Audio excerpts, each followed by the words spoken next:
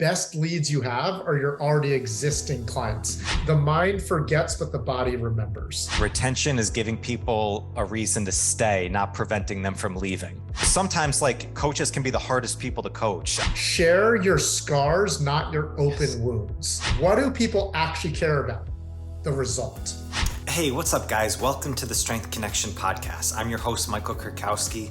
Thanks so much for joining me today. So on today's episode, I got to connect with Michael Chu, the creator and the CEO of the Health and Wellness Academy and the Champion Development Coaching Company.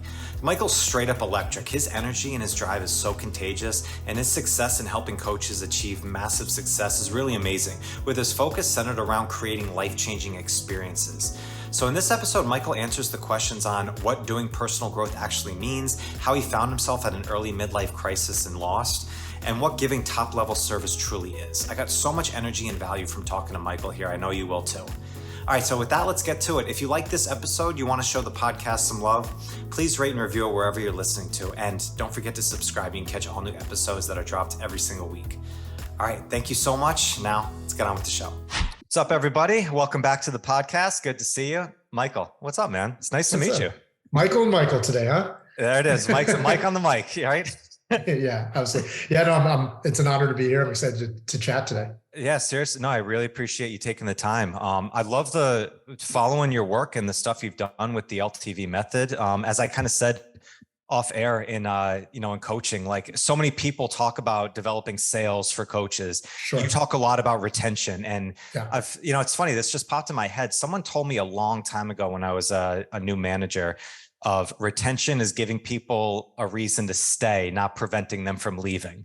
And that just stuck with me so much right off the bat. Yeah. And it just kind of steamrolled down the line of giving the best product, the best service, always keeping that in your mind. And when I was looking at your stuff, I was like, oh, this is exactly on the same boat here. So really, I'm excited to dive into the work that you're doing and have a good conversation. I love that quote. I mean, early on when I learned retention and how I kind of had to get good at it in the online coaching world, was two phrases that I heard, and similar to what you said, you kind of heard something from, as you're an early manager, somebody just said to me, the best leads you have are your already existing clients, right? And so the same amount of energy or focus that most business owners give marketing and leads, if we gave a similar amount of focus and energy to our current existing client base, we would avoid giving them reasons to leave, like you said. So yeah, I love that. And then I'll leave the second point for as the conversation unfolds, but I love that. It's a great point. I think that's a big thing in the coaching world, because everything is steered so much about the next lead and getting the next person, and we want to build our following, get the next follower, when in reality, I just actually talked about this earlier with Jason Phillips from his nutrition program of just being the best coach you possibly can for the person in front of you. And if you do that, then it's like all the other stuff, it's going to fall into the right realm. Yeah. Yeah. I also heard it put, Michael, this way, that the best lead generation tool is outstanding delivery. Right. And so again, all these just different mindsets and philosophies and ways to think about retention. What I found for a lot of people, when you pair, like just saying deliver to your clients really well should already be a given. Right. For people who really care about being a great coach and really care. So I believe that should already be a given. But unfortunately, the more I've been in the coaching space, the online coaching space, that's not always actually a default.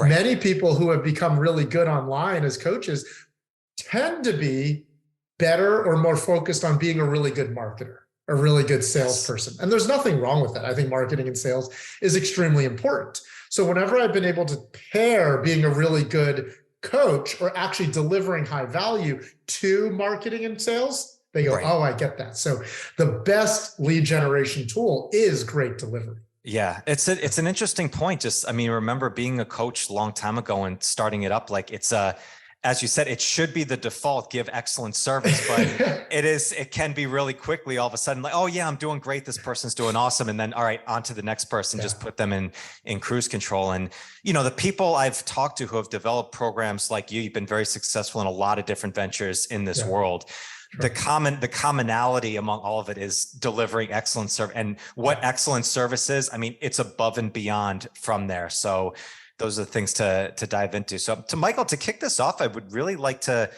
kind of bring it back of kind of how this all started for you. I know you've had a huge background in martial arts, which I'm sure, Sure.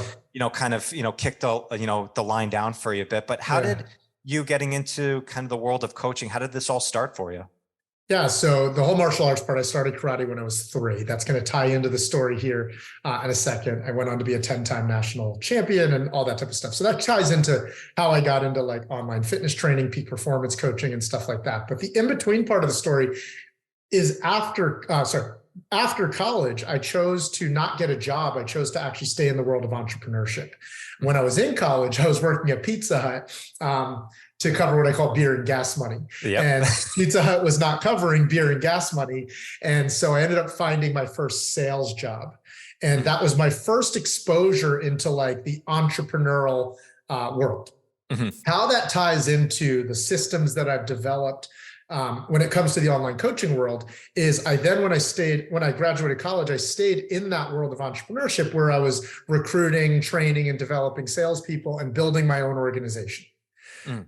But to be successful at a business like that, oftentimes, because it's commission-only sales, your average recruited sales rep would sometimes only stay with you for 7 to 21 days. So you want to talk about true turnover. Wow. Like a revolving door in and out type of thing. And so I found myself as I was after college learning to build that business, essentially asking myself, okay, I can just hustle and grind to get more leads, more recruits, et cetera. And I could build a business that's successful on pure masses and quantity and work ethic.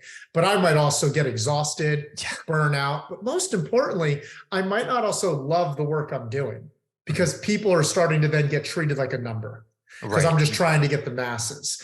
So I said, how do I balance wanting to build a big business, but also deliver quality? And it led to the question, how do I extend? I didn't call it LTV at the time. I wasn't as sophisticated in the business world to know language like that. Mm-hmm. LTV being like, so I just said, how do I keep my reps longer? Right? How do I get them to stay longer? And I went on to get really good at that. And that laid the foundation when I built my coaching businesses to already have systems in place that I had used for a decade and a half to build 3 different successful multi-7-figure businesses and organizations before I even got into the coaching world. I share that partially just for, I don't know, the credibility sake. Sure, I think there's a lot of coaches who coach coaches out there that have never actually run successful businesses. For me, to the last part of the story and how I got into coaching, twofold. Number one, I never wanted to get into the coaching coaches world. Okay. I actually just wanted to be a coach. So number one, I started my own coaching business called the Health and Wealth Academy, which is just an online peak performance, fitness, weight loss coaching program. Mm-hmm. We grew that to 200 to 300K a month online with all organic marketing strategies. People would start asking me that were in different masterminds that I was in, like, how are you doing it? I'm only able to get to 10K a month or 30K a month, and you're up to 200, 300K a month. So people started asking how I was doing it. And I started putting together the systems that I was using. And I just beta tested it with 10 people. Like I didn't want to launch my own, and all 10 people saw great results. Mm-hmm. And then a mentor of mine basically said, Mike, if you were to get into coaching coaches, it's not about you. It's about the industry, because there's not a lot of people teaching how to build an online coaching business the way you actually run your business. Right. And the whole reason I never wanted to get into the world is because honestly, I thought gurus of coaches is kind of like a scamish BS. Like I couldn't actually build my own coaching business, so I'm going to teach you. Right. Those who can't do teach, right? So I've always prided myself in the fact that my passion to profits business, which teaches nutritionists, fit pros, coaches how to build their business. I've always prided myself that I always tell them, you're always going to be learning from me what I did, what I've done, and what I'm still doing today, because my Health and Wealth Academy is still a 7-figure online coaching program right now as we speak. Mm-hmm. On top of the other businesses I run where we help coaches build their coaching business. So that's like the 2 to 5 minute version of how I got into coaching coaches and kind of how I got into the online coaching world. Yeah. It's interesting. I think it was Alex Hormozi just put out something saying, and if you stop saying I would do and you start saying I did, like that's a huge difference right there of actually putting the time in and actually putting the the action plan in. So what essentially got you into wanting to be a coach when you opened up the academy? Like you had 3 businesses already, you said, that were really successful. What was it about coaching that really inspired you to want to go into that field? Yeah, so it was kind of a combination of things. Personally, I was kind of in a dark place in my life at the time. I was on the verge of divorce. I was living where I grew up in a small town, but I knew in my heart that I was really there out of kind of like obligation. It's just what I was supposed to do, live close to family. But I went to college in DC. I went to college in a city. And so I kind of knew I wanted to be something, but I was kind of in a dark place, just not knowing what I wanted for my life. I was making, most would argue, really good money from the businesses that I built, but I had been in the direct sales, business building world for 15 years at that point. And I wouldn't say I was like burnt out per se, but I found myself asking myself at that stage of my life, some joke that I had an early midlife crisis, because I was only like 30 at the time, right? And I found myself asking, is this really all there is? Yeah. And I remember 2 mentors of mine, Michael, saying 2 things to me. Number one, when you lack it, give it. So I felt like I was lacking passion at that time of my life. And so I remember that quote, when you lack it, give it. So I was like, if I'm lacking happiness, how can I give happiness? I'm lacking passion, how can I give passion? And then the second thing I remember a mentor saying to myself, if you ever want to change your life, start with yourself. So I really looked within myself and said, it's got to start with me. And anyways, how that comes full circle, that was the seed that I needed to say, what if I just started my own business and gave back? And I felt fortunate that I didn't start my coaching business needing to make money, because I had these other successful businesses. So I truly was stepping into the academy filled with passion to just want to give back to the type of person that I felt confident I could serve, which was essentially, like you said, Alex Hormozi. I've heard him put it this way: don't coach from a how-to place, coach from a how I place, how I did blank, right? Kind of like you were saying. And so that's all I wanted to do, is I wanted to share my 15 years of how I built businesses, but also kept national karate championship like health form while building 7-figure businesses, because I was working 50, 60, 70, 80 hours a week sometimes when I was building those businesses. And I got out of shape. I got really out of shape for the first 4 years doing it, first 5 years doing it. And I had to learn how to stay in great shape as a busy entrepreneur. And that's what led to the Health and Wealth Academy. Yeah, that's so interesting. Especially in the direct sales market, which is you could work 100 hours a week if you want to.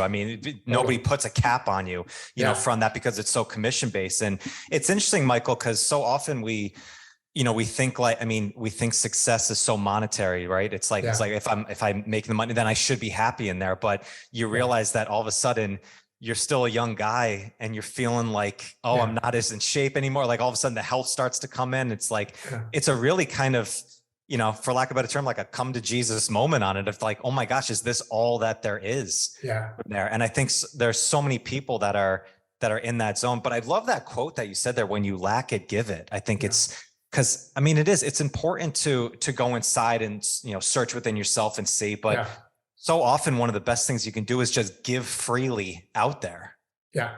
Yeah, you've mentioned Hormozi's name, so I think it would go without saying. That's like one of the big common themes of his book, $100 Million Offers, is like give with no expectation return. The longer somebody can go with just giving without an ask, increases the return they'll get from that giving when it's time for an ask. So that's kind of how I showed up when I started the Health and Wealth Academy. I was like, I want to work with you, but I don't need clients. I'm just like, that was very much the attitude that I started that. But something you said, when you lack it, give it, that I just want to touch on as well. I believe coaching is leadership. The reason I choose to use that language is because how that ended up leading to the growth is I was, like I said, kind of at a dark phase of my life, but I said, if the change is going to start with me, and I'm now going to coach people, I need to start to step up myself, because coaching is leading people. Right. And so it actually led to this beautiful personal transformation as well. When you said you have to go within, like you said, I bought a house by the time I was 24. I'd earned multiple 6 figures by the time I was 25. I felt fortunate financially, but I was doing a lot of business growth through my 20s, but Mm. ignoring a lot of the like personal growth. Yeah. And like choosing to lead others led to this. I gave up alcohol completely forever, almost 4 years ago. I went down a journey of doing somatic therapy or somatic coaching, which Mhm. if someone on the listening in isn't familiar with somatic therapy, it's the healing and therapy of your nervous system, not just your mind, right? Like your emotions and childhood trauma triggers, like language that people I think heard. Yeah. And so it led down this beautiful journey of me continuing to evolve and grow, not just as an entrepreneur, because that's what I did through my 20s. How do I make more money? But really develop, how do I become the type of man that I want to be? And that's how Health and Wealth Academy started. And that's kind of what unfolded over the next couple of years that turned it into a high 6-figure business right out the gate. And then a 7-figure business, and then a multi 7-figure business that still runs today, 5 years later. Yeah. What was some of you talk about like the personal growth aspect, like you had all the other growth in there, you knew the business, venture, but the personal growth, was that a like a tough journey for you to pivot over? Cause like sometimes I know you can be in that mindset of just growth. So like, how to put pedal to the metal to actually step back and go inward on that. It's not a very comfortable feeling in that. Was that something that was a challenge to you, or did it seem like it was a pretty, simple way to work it day by day? The simple answer is to say yes, but to elaborate a little more deeply, it was challenging for 2 reasons.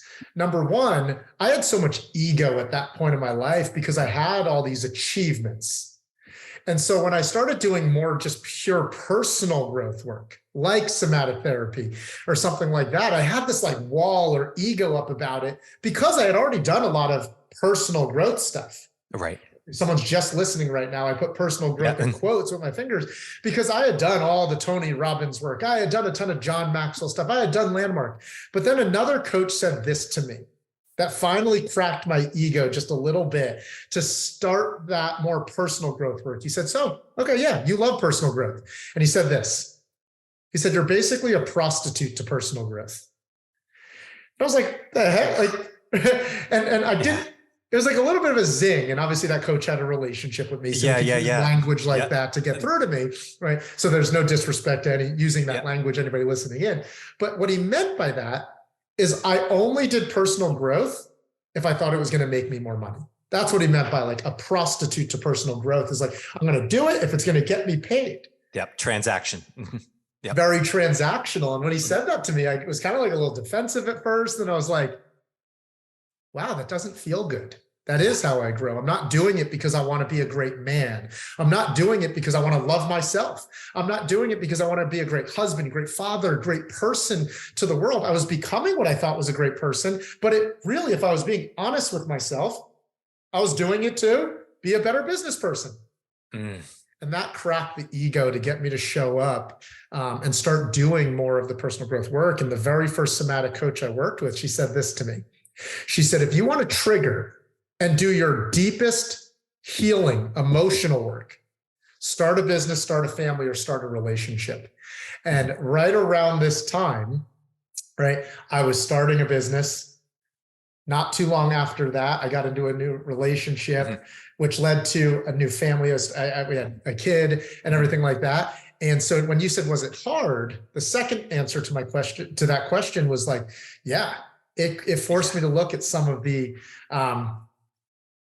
darker, some people call it shadow work, but like just like the ugliest sides of part of why I never loved myself, like deeply. And I use that can sound very woo-woo to someone listening to this, like, love yourself. But honestly, I don't know if I did love myself. All of the achievements, 10 national karate championships, one of the youngest executive promotions at my first direct sales company, Hall of Fame sales rep at another company, this, that, and the other, blah, blah, blah, blah, blah. It was all always driven because I wanted to make my parents proud. I wanted to make people love me. I want people to say nice things, but it was all for external validation. Yep. I can say, I don't know if it ever led to like true personal validation. I can tell you today, 5 years after starting that journey, that I have a lot of the business accolades still with this business. We were an Inc. 5000 fastest growing company last year and blah. None of that matters to me as far as me knowing that I love myself and I'm safe with myself and I'm filled with passion and I'm filled with joy. And there's something wildly, wildly freeing about doing that work. And then, Mike, if I can bring this full circle for somebody who's listening and is maybe more of the like transactional achiever still. I never really saw how doing the inner work would lead to business success still. And then two things got really clear to me. Most people live from the outside in, right? Whatever's happening in our external world will dictate what we're feeling internally, frustrated, sad, happy, etc. But if you want to live a truly freeing and powerful life, we actually want to be living from the inside out. If we can be abundance from the inside first, if we can be confident from the inside first, it actually expands what we create on the outside. But the trigger part led to this. I could not break through the 100K a month mark. And the achiever side of me was like, I just got to work hard. I got to get more strategies, right? And so I joined Dan Henry's mastermind, Tanner Chittister's mastermind, Russell Brunson's mastermind. I started working with Rudy Maurer on ads.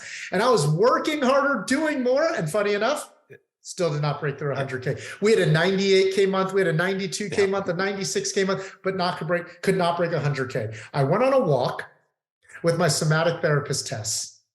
Right. And again, I'm still a little bit of that achiever brain at the time where it's just like, this stuff doesn't matter for my business. But I said, hey, Tess, what's been feeling really hard for me lately is I just feel like I'm not good enough to break through 100K. I'm working my ass off. I'm trying, and it's just not possible. It's just not happening.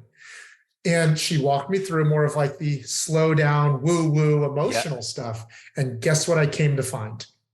My dad used to knock rich people. We grew up very middle, lower class. And my dad used to kind of like resent kind of vocally rich people. And one of the ways he used to do that is he used to be like, oh, that guy makes six figures. He probably thinks he's so like, and so he would use the phrase six figures a lot to label rich people. My subconscious brain said, if my dad doesn't really love people who make six figures in a year, what's my dad going to feel about me if I make six figures in a month? And so I would self-sabotage energetically ever breaking through 100K. No joke. After I healed through that and said, my dad loves me no matter what. And even if my dad doesn't love me for making a lot of money, I love myself or God loves me or whatever. Guess what happened the very next month? We broke through 100K a month and we have not fallen below 100K a month in over 3 years. Since that day. So that's how like the inner work has been a big part of the journey of growth as well. I know that was a little long, but hopefully that I love it. I mean, I loved every word of it. There's so many threads that I want to pull on that without diluting the message down. You know, it's interesting, Michael, I've done the shadow work and stuff. I've done a lot of work on myself. It's similar. I was in a position where on paper, I had all the things. I had the house, I had the, gorgeous girlfriend, I had the car, everything is just lining up and you're just kind of standing there like, look at me in there. And then you realize when you hit that point, like, well, the sun shines the next day. What am I going to do again? Is this all there is? And then you just keep chasing the next thing over and over again from there. And I want to ask you about the somatic therapy, because I think it's really powerful on there. But I think I remember so much of when you start doing the inner work, I think some people could understand, like sometimes you feel almost like an imposter. And when you say like you're a prostitute, I'm a slut to this personal growth type stuff. I've seen so many, and I've done it myself, of like, you read something, you read a Tony Robbins, and then you immediately throw it out there into the external, like it's your words, because you're almost trying to sell yourself on these messages. That's not deep work. That's not inner work. It's actually stepping back and maybe not throwing more work at it. If you work 80 hours, it doesn't mean 85 is going to, get you that much more. Actually stepping back. And it can be so challenging to do, but once you feel that breakthrough and you actually see it, all of a sudden you're like, it's a weight off your shoulders. It it drops down from there. And that's why with therapy, I know of somatic therapy. I haven't practiced it much myself, but essentially it's a lot of, there's movement involved in it, right? It's a connection of the mind and body. Am I right on that? Yeah, there's a lot of different tools. It basically connects the mind and the body. right? Talk therapy is like, so what's going on? And you talk about it a lot, but and this isn't knocking talk therapy. I have just found that a lot of times I can just get stuck in the story. I can get stuck in talking about it. Yeah. It's kind of like the analogy I use with somatic therapy is if anybody listening has ever done an affirmation before, right? And maybe you say the words mentally, it's like, I am wealthy. I will make 100K this year. But have you ever noticed a time where you're saying an affirmation or an incantation and you say the words and then you feel in your gut, your heart, your body, your nervous system, it kind of has some crosstalk to the words. Crosstalk being like, I am wealthy. And then your heart's like, shut up. Right? Or your brain's like, no, you're not. Your gut's like, there's no way. Fuck off. Yeah, exactly. Yeah. That's what happens in the world when our mind and heart aren't connected. Somatic therapy connects the two powerfully. So if we say, I'm going to build a great business, we can make sure that any blockages happening in our own nervous system, that oftentimes goes back to like childhood stuff, right? When we were first told we're not good enough, or we first failed when we were a teenager, or we first, felt like an outsider or felt like a weirdo or whatever. And we get to go back to those moments and not just rewrite the story in our brain, but re-empower the story in our nervous system. I think there's a quote, something like the mind forgets, but the body remembers. And there are moments of our life that we might forget in our mind, but our nervous system remembers what it felt like to be scared when our mom first yelled at us, or our drunk parent made us feel scared, or we got cheated on. And we might forget the moment here. But if it stays in your body, it could show up in how you are directly trying to create in the world, if that kind of makes sense. It does. Yeah. And it's, it's interesting because, and again, not knocking talk therapy, I think it's very powerful. Same thing with meditation or affirmation. It's something when you said that, like affirmations, like I can overcome every obstacle. Yeah. And I'm like, if you're doing that when you're in a nice 70-degree room sitting on the ground, like you're not overcoming any obstacles. You're like, yes, I can. Exactly. I can do anything while you're so nice and like easy. We do that in my coaching program of connecting like your meditation practice with your training. Like if you're doing okay, get yourself in that set. Now continue it as your heart rate's going up, as you're doing your strength work, connect them both together. It's so much more powerful of doing it in that way. So, so when you transition from the academy, now you're going into coaching coaches from here. Was it a similar kind of transition of going over? Like, was it harder working with coaches? Sometimes like coaches can be the hardest people to coach. I know, because we're in our own heads all the time. Like, what are the main struggles that you saw from, instead of working with consumers, kind of people coming in, going to the academy, businesses now, into working with businesses and working with coaches? Yeah, I mean, it was definitely different lessons. I'll touch on that here in a second. Can I bring us back to one thing you said earlier that I just want to make? You said something about sometimes as you're starting to do the work, you'll then start teaching it to other people. And two concepts that really have helped me as I'm growing myself, because I think we should always be sharing our new evolutions. We should not always just be like, well, this is what I learned 10 years ago. But at the same time, if we start teaching things that we're just working on now a little too early, it can be too soon. And so two concepts that have always really helped me. Number one is share your scars, not your open wounds.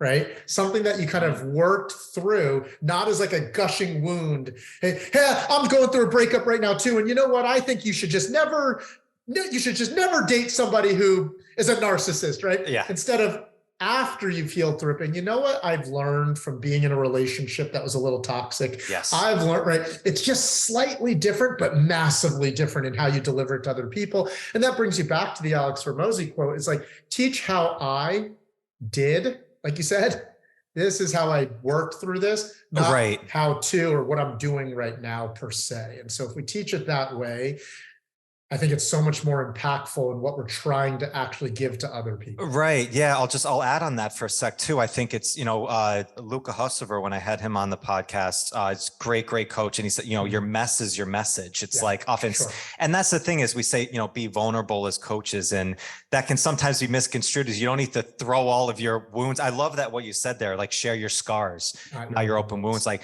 sharing your journey, I think is so valuable with it. This is what I was thinking on this walk today. This is what I've experienced and what I'm doing now. Yes. Or sharing. Yeah, absolutely. That's awesome with sharing. I think where sometimes it goes off is like, okay, I just read Naval's, almanac in here, and oh my God, this is it. And now I'm living this with, it's like, no, you're not. It's like, oh, you're not.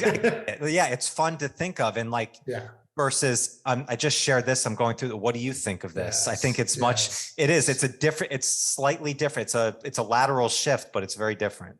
Yeah. So to pivot to the business coaching that you said, and I appreciate you giving me time to just touch on that one point. No doubt. It's huge. Yeah.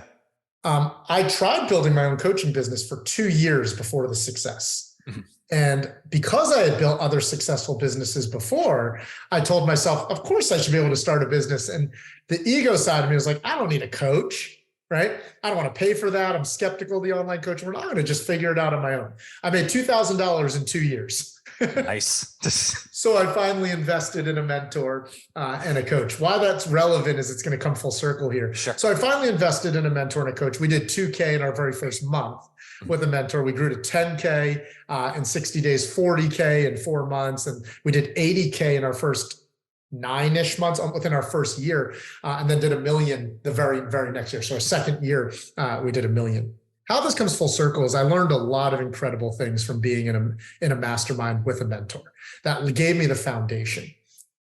But I found myself after I hit about 40 to 50K, and we were doing that consistently now, I found myself a couple things. Number one, I found myself fearful that I could get burnt out because I had 40, 50, 60 clients, and I was the one coaching all of them, right? Number two, I didn't have a big social media following. I still don't really have a big social media following. I started an Instagram account to build the Health and Wealth Academy, to give you an idea. From zero, from scratch, built that. So my other fear was, how do I go to 100K or 200K a month with a small following? And the third fear is this business always going to be a business of clients in, clients out, what I call the revenue revolving door. They join you for 3 to 6 months, they're out for 3 to 6 months, and you're always having to get a new client. And that's fun when you're getting the business off the ground. But to think about building my business long-term, because I'm always thinking about my business in 2, 5, 10-year terms, not just the next, I'm like, that's not a business that seems fun to me. Yeah. That like, I have to get new leads to hit the revenue number again. And so that's what brought me back to some early business fundamentals that I built my first couple businesses with. Number one, there's 3 ways to generate revenue, not one. Number one, get more front-end clients. Number 2, increase the average price that clients pay. And number 3, get clients to pay more often and stay longer. And so that's number 1 principle. Number 2, how do I get clients to stay longer? I sat there taking all the strategies that my mentor taught me. And I said, this stuff's awesome to get first-time clients. But I asked myself, do I actually agree and believe with everything I've been taught if I want to keep clients long-term? And the answer I came to was no. I actually looked at one of the applications that I was given from that mastermind, and in the actual application said something like, and if you get accepted to work with me, you will never need to hire another coach ever again. I'm going to change this person's life in 4 months. Yeah. That's good for marketing, but it didn't feel true to me or in alignment to me and what I'm actually going to deliver long-term. So I redesigned everything about my marketing, sales, and delivery to be more aligned with what I actually believe. And that is, if you can't see yourself doing it for a decade, don't do it for a day. And that is like, if you're going to actually change your life long-term, it's not going to happen overnight. And because marketing still needs to be fast and sexy, I'm going to get you great results fast, and then we're going to work on making sure it's built to last. That became more of my marketing, and it led to the LTV method. How I got into coaching coaches, my actual mentor who taught me how to build my business saw how good I was getting at retaining clients and how I built this like 7-figure business with a small following.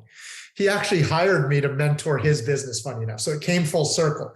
He hired me to come mentor and train him on how I was doing this LTV method stuff. And he was already a multi-7-figure, 2, 3, 4, 500K a month, pretty big name in the industry.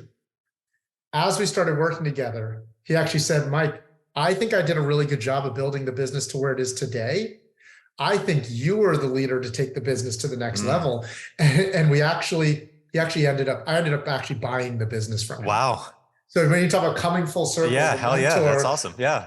I ended up buying that business, and that's what truly got me into coaching coaches today. So yeah. So with that, like with the business that you're doing now and coaching coaches, what are the struggles of when people come to you and they're asking? I mean, obviously everybody wants to earn more money, of getting in, but I think they fall into the trap of that, like that quick fix marketing scheme and stuff like, and it's a tough thing to do. And I think on both sides, on a consumer side, I think it's hard to resist that because it's such a quick flash in the pan. But on a coaching side too, as a provider, it's hard to say, like, do this for a decade. Like, it's almost like, how do I put that into words with it? Like, we know it's a lifestyle type stuff, but those aren't the sexy messages out there. So what's the struggles? Is it a lot of confusion? Do they not kind of know where to get started with it? Like, what is kind of the process of getting people started? Yeah, well, we have the LTV, we have our Champ Dev roadmap, which would kind of change the answer to the question depending on where somebody's at, right? Because there's a lot of people that are at a newbie level. Then they're at a leveraged leader level, thriving coach, like they're just a solo coach. Then they're a leveraged leader. They start to build out a team. Maybe they're doing 30K a month. Then they're a thriving leader. They have a whole team. Then so depending on what stage of business someone's at that's listening to this, whether they're just a newbie wanting to launch their business to 5 to 10K, or they're already at 10 to 20K, or they're at 30K or 50K, would kind of change the answers depending on where they're at in business. If I was to give you a more generic answer, overarching, I find in online coaches, specifically online fitness coaches, nutritionists as well, especially, the challenges they run into fall under 2 buckets. The first bucket is the personal habit buckets. They're oftentimes amazing at their own craft, right? Getting into shape and all that. And so all we try and help them do on that front is we try and help them channel what's already a foundational strength for them and tie it to their business. It's so funny how many fitness coaches understand the concept of, like, you got to commit to the process. Or success doesn't happen overnight, or it's all about consistency. Or I love working with personal trainers because they understand progressive overload. Like, don't change the workout every single week. It's actually about to, right? But then they've never run businesses before, oftentimes, because they've worked at facilities and gyms and stuff like that. And so it's so funny how they have the tools already, but they're not applying it directly into business. Right? They're getting caught by new strategies because this person puts up this thing on social media. They see this ad. They're like, maybe I should do a low ticket program. Maybe I should do a high ticket program. Maybe I should get into paid ads. Maybe I need to do reels. Maybe I need to do TikTok. Maybe. And so the first challenge I find online coaches run into is their own personal management of what it takes to be a thriving 6 or 7 figure coach. The characteristics, the consistency, the mindsets, the habits, and the routines. Anything you want to say to that real quick before I go to the actual strategic challenges I see people run into? But that's the first foundation I see. So when you talk to, like, when that seems to be the thing on there, and you can see that in there, I mean, so often it's hard because we don't look in the mirror a lot and see that externally. So funny as the training and being a personal trainer before it's a process. You do it every day. However, you don't think of it in the same apply. You want that dopamine hit on the other side of getting that next person. So with that kind of conversation of, you need to look inward, you need to work on this, type stuff. Is it, I guess, how is that taken from many people? Is it usually defensive? Is it like, I know, okay, I'm with you? Or? Well, at least in our community, you've kind of referenced that maybe coaches can be hard to coach sometimes. One of the pillar philosophies we have about building any coaching program is to implement what we call the Harvard effect. And the Harvard effect is that people are applying to be a part of your academy program, et cetera, right? Instead of you selling them. This allows you to make sure that you have the right person at the right time in the right situation. For me, with Passion to Profits, I only want to work with what I call champs. C stands for coachable. H stands for they're humble or honest about where they're at. A is they're ready to be an action taker. They don't just want more information. M, they're mission focused, not just money focused. And P, they're passionate about their own personal growth. So during the application process, we do have some questions to ensure that somebody is in that type of state or is that type of person. If not, I don't really want to work with them. Yes. If they're not those things yet. So I haven't seen too much defensiveness for that reason, is that once someone's been accepted and is invested to be part of our program, we know they're the right type of person based on our coaching style. On the flip side though, how we coach a coach, we're oftentimes just asking questions to pair it back to what they already know. So for example, I have a client who just has their first 10K month, all through high ticket coaching, right? And so an organic social media strategist.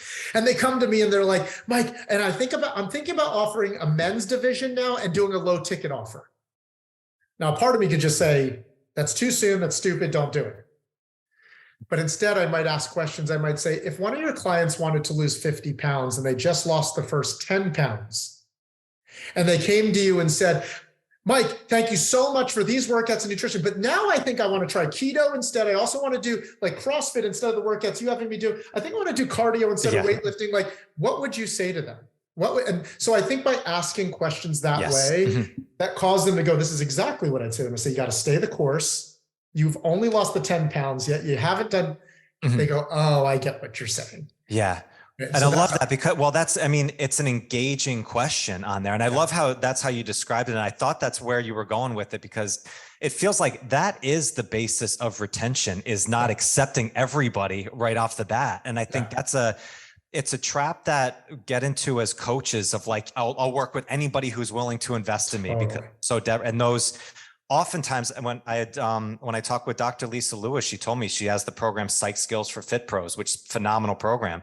And so 4 to 5 people, even the ones who pay you, are not ready mentally to dive into their program. Like, you need to go deeper of having those questions down and make like the barrier to entry a little bit more challenging, for you. It's the Harvard effect. I heard of it as the velvet rope, in there of it, kind of very similar thing. Yeah, I mean, unfortunately, a lot of times people, when they first starting their business, they feel like they need the money. Right. So there's this joke that as long as they have a pulse and a paycheck, they'll take them.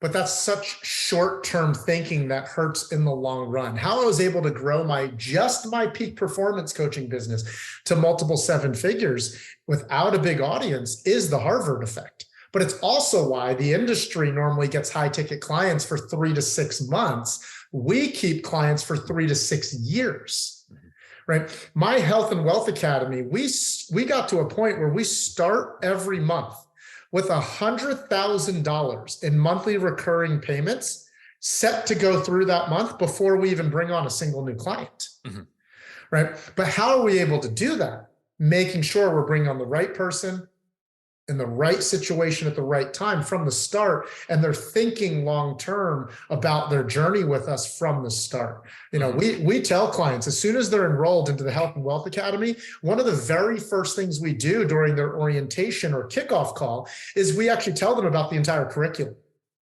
We say, here's how we're going to be working with you for the next 1 to 5 years. Right now, of course, we want to make sure you're the right fit to even go to the next level programs. So we'll always have you apply for those. We'll always make sure it's a fit, so it doesn't come across as salesy. But the analogy I teach my fit pros and my coaches and Passion to Profits around that concept, Mike, is if you ever went to university, college, or high school, was sophomore year a surprise to you after freshman year? And rhetorically, the answer is no, of course not. Like, you knew you were going back to sophomore year. But most online coaches, they don't run their programs like that. They market and sell people into their tier 1 program. Then the client finishes tier 1 program. And then they're like, hey, by the way, like, I have this second tier program. I think you should stay with us. I want to tell you about it. And it's almost like a bit of a surprise that comes out of left field. So it feels salesy. Right. I want my clients to go through my curriculum like college, like high school. Like, of course I'm going to go through sophomore year. Of course I'm going to go through junior year. And just like high school, to close this point out, everybody knows, at least in the Northeast where I grew up, sophomore year, you take your PSATs, junior year, you take your SATs, and you start searching for colleges. Senior year, you apply, you find out. it's like everybody's clear on the journey and the curriculum. Right. And I want my programs to be exactly like that.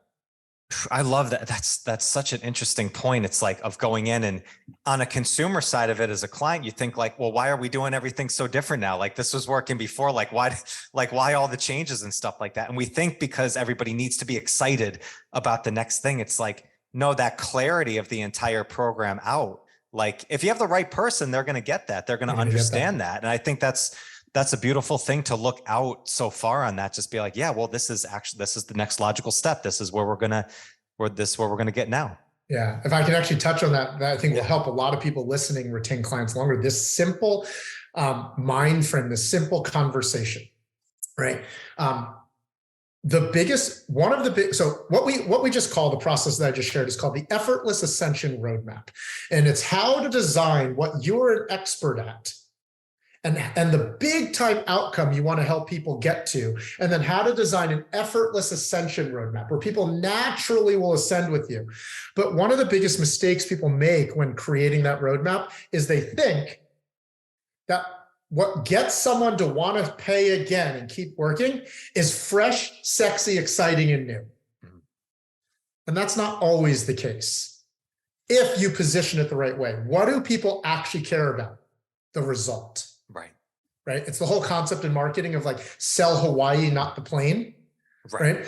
It's like people will sit for 11 hours in an uncomfortable economy seat because maybe they couldn't afford first class with a bed and everything like that. Because they're excited to get to Hawaii. Right. And so if you keep that in mind, one of the things we do on our weight loss program is we say, hey, as you come complete on your phase 1 program, you're going to be excited about your results, but you're going to feel bored with the process. And that's going to cause you, we tell them this on day 1 and multiple times throughout the program. We say, and that's going to cause you to start to think, I can do this on my own. That's going to cause you to start to be like, well, now I want to try something new. I want something fresh. And I want to tell you right now that that is one of the biggest pitfalls that causes people to run into weight loss plateaus, that causes people to put all the weight back on, or to never actually transform your body permanently. See, you might lose 20 pounds in your first phase program, but let's not forget that your actual goal, you told me, is to lose 40 pounds and to actually see abs. Right. The biggest mistake that would stop you from getting that result and know that it's permanent is to think you need something sexy and new after the first breakthrough. Right.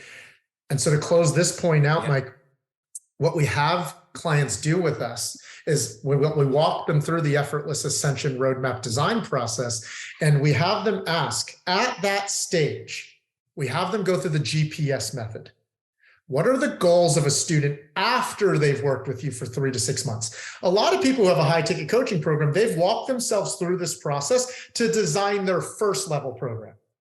The mistake they make is they just keep assuming that client's the same person through the whole journey.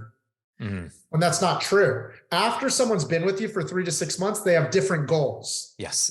They have different pains and problems too. Pains and problems are, I'm bored of this now. I want something new. I think I can do this on my own. Right? Pains are maybe they have lost the weight. They don't think they will ever look the way they want to look.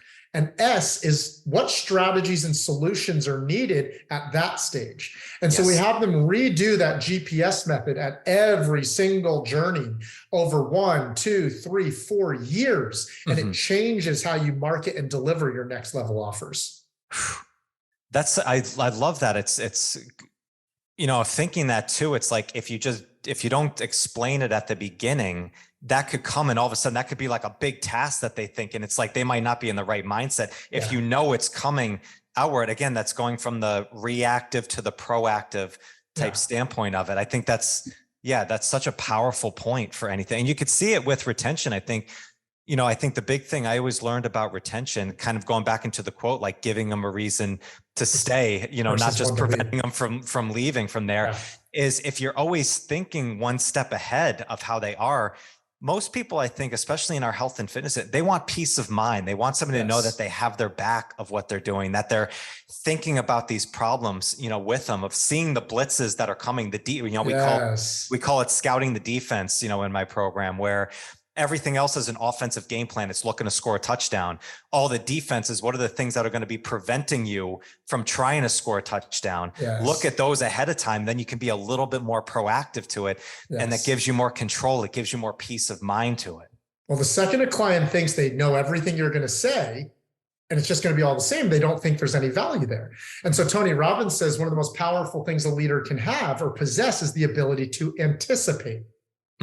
And so anticipating, in my opinion, when it comes to the Effortless Ascension roadmap is simply, right, understanding what their problems are. Because I've heard this taught in the marketing world, when you can describe to somebody their problem or their pain to them better than they can even explain it to themselves, they automatically give you permission to solve it for them. That's why being able to know what their pains and problems are at each stage is so important, because now I can start to say, hey, just so you know, now that you lost the first 15 pounds, I have no doubt at some point in the next 30 days, you're going to start to get a little bored. Yeah. Or you're going to start to think, I got this. I can do this on my own. And I tell people that's actually a huge red flag. The second you start thinking, I got this, I can do it on my own, and it hasn't been at least 2 years, I want to tell you that's a huge red flag. Why? You haven't proven that you can keep that weight off during breakups, new relationships, vacation, winter, summer, stressful times at work, down sales times, high sales times, because I work with salespeople. Yeah. Right? Until you show me you can do that, right? That is a red flag for you to be like, and I'll ask them, I'll say, how many times have you lost that 15 pounds and told yourself, I got this, and put it all back on? I think of this one client we had, Nikki. She had done more weight loss programs than I even knew existed in the world. Yeah. Dozens of programs. So when I asked her that question and I told her that that was a red flag, she said, that's exactly why I'm going to be with you guys through your whole curriculum. She already knew, because I was able to anticipate the problem for her. To bring this full circle, it's all built on the philosophy of identity transformation. If you've read the book Atomic Habits by James Clear, as an example, he talks about don't do habits to develop a habit, do habits to transform your identity.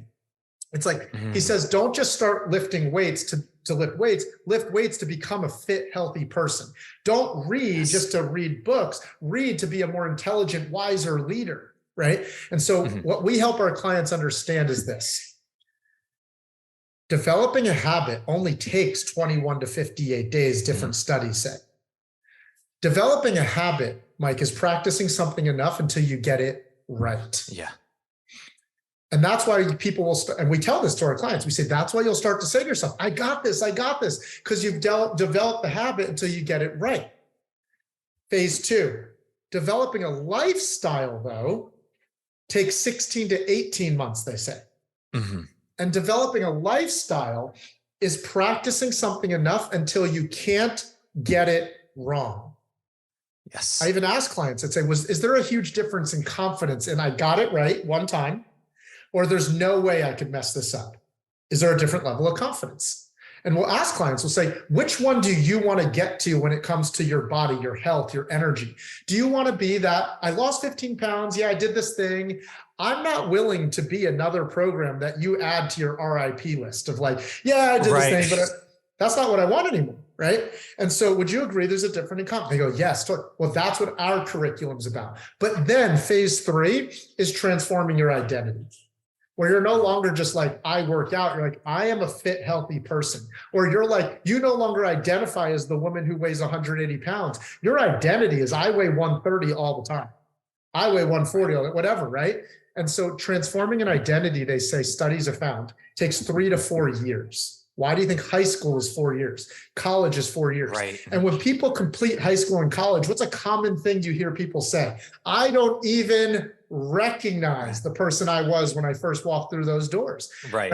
And transforming an identity is practicing something enough until it becomes a part of who you are. We let our clients know that that's the curriculum that we're walking them through, and that there's going to be different goals, pains, problems, and solutions at each of those stages. And that's why we have a curriculum to guide them through that whole process. Yeah. It's such a beautiful summation of the entire thing. You know, it's interesting. We equate high school or college to, like those changes. And we just kind of deflect it to, oh, well, those are changing. Those are new age years. Those are times when you change a lot because you're young. We don't think of it as adults in there. It takes that same amount of time. And I thought that forever too. Oh, a habit takes 15 days. And I'm like, really? Because I've been working with these people for a while. They've developed a lot of habit. They're not sticking anymore from here. But as you said there, like going into like, can you do this through the high stress times? Can you do this through the breakups? Could you do this when you're so elated and you're on vacation, you're feeling great, you know, and everything's going awesome, and still stay within yourself? Like, I think one thing as coaches we forget is that sometimes the person that you're talking to, they can't even see these things because they're so wrapped up in their own emotional pain of wanting to make a change. That if you actually, so it's not up to them to come in and say, you know, I want to do this because I want to change my identity. They don't even know what the hell that means. It's like, so if you as a coach come over, put your arm around them and be like, this is how we're going to go, and show them that whole process. I know. I mean, I have 3 coaches myself of it. They've all done that with me, and I've been with them for very long times, you know, for it, from the same thing. So as coaches with anybody that we work with, we have to adopt the same mentality. Some of the most transformational coaches or mentors I've worked with for at least 3, 5, 7, 10 years. And you said something like, they're so in the pain of where they're at now, they can't see the problems ahead, which is why, going back to what I said earlier, that's why it's so important for a coach who's leading others to be able to anticipate where a client's going through, know the roadmap that the client's going to go through, so they can speak to the goals, pains, and problems that they're going to have at each level. And then the roadmap starts to feel effortless, because now it's like, this is where we're taking you, right? And this way, when a client goes, oh, I'm so excited, I lost 15 pounds, I go, congrats. And that's exactly why we have our next level program. Right. Because everything you're about to feel right now is preparing you for this next pitfall. And they go, oh my God, the number of times, Mike, a client goes, like, they're celebrating their weight loss, and I tell them the problems they're going to have. So they're excited. I tell them they're going to have problems, and they go, that's funny you say that. I was actually just starting to kind of feel that way a little bit, like over the last 2 weeks. I started to ask myself, can I keep this going? I started to ask myself, will I really get to 25 pounds down? I started to ask myself, I started to feel bored. And I go, that's exactly why we have our next level program. Yeah. Oh, I love that. Well, I mean, that's going into the dark side without being morbid about it. You know, it's like you can talk about uncomfortable things, you know, if it's just transactional, then, and you're trying to make it exciting, then every day you have to be super excited. Like every trainer that's listening to this knows, you're not going to be super excited every second of the day. It's like, get deeper into it. I think that's phenomenal. So how you bring someone in is how you'll have to continue to lead them. That's why I developed the Harvard effect, because if you're only bringing them in out of like excitement and rah, and I'm going to change your life overnight, you're going to have to show up that way every day to keep motivating them. And guess what? That's exhausting. Yeah. But if someone comes in already, like, yes, I want to get results fast, but I also want this to be permanent. I want this to be built to last. Now I have the spaciousness to guide them through a process. And I don't have to be this like energetic cheerleader every moment, motivating them to actually want to take action, because that's not the business I want to be in. I don't want to be a babysitter. Yeah. Right? I want to be a leader. I want to be a guide. I want to be a mentor. And a lot of times that does start with how you bring people in.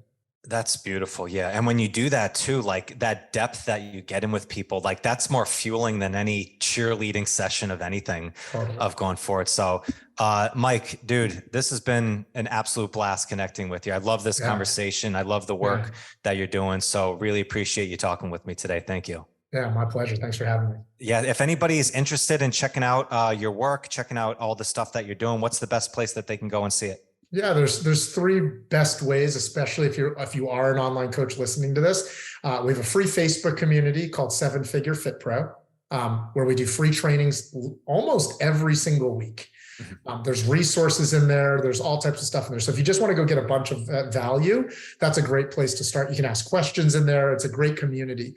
If you want a resource specifically about LTV, like retention, you can go to www.champdev.com/free. Okay. And you just put your information in and you'll get a 3-part training or mini course on my entire LTV method. That's just a free gift anytime I come on a podcast to show, to give listeners. And the third easy way is just follow me on Instagram. It's Mike 2_Chu.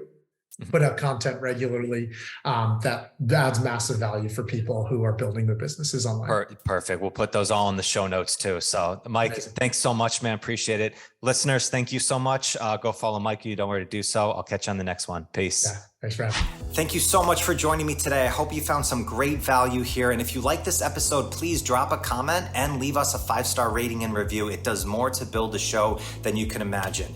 And do not forget to check out and join the Strength Connection Facebook group. In this group, I share the biggest takeaways and lessons from these amazing conversations, as well as training and strength tips for pursuing mastery and fulfillment in life. This group is filled with individuals looking to take full control over their strength, and it's the perfect space to explore new ideas and to share your journey. And you'll also get exclusive access to these Strength Connection Mastery seminars. It's a deep dive into the physical, mental, and spiritual training that you can begin using immediately. So do not wait, go now. Seriously, go. All right, much love to you. Thank you so much, and I'll catch you on the next one.